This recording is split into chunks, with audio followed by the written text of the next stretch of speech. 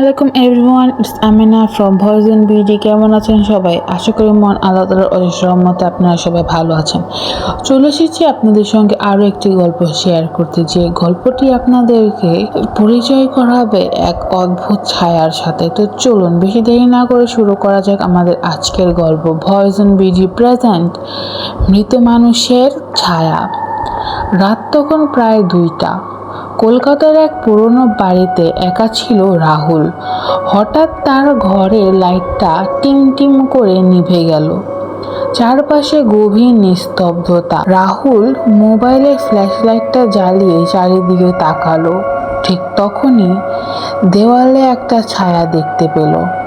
কিন্তু আশ্চর্যের বিষয়, ঘরে সে ছাড়া আর কেউ নেই।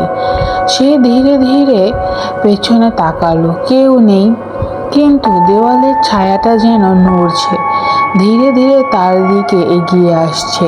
হঠাৎ তার কানে ফিস ফিস করে একটা আওয়াজ ভেসে এলো, আমি ফিরে এসেছি।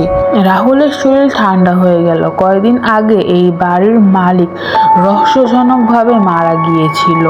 সে দৌড়ে দরজার দিকে গেল, কিন্তু দরজা নিজে থেকেই বন্ধ হয়ে গেল। ছায়াটা আবার ঠিক তার পেছনে এসে দাঁড়িয়েছে। পরের দিন সকালে প্রতিবেশীরা দরজা ভেঙে ঢুকলো।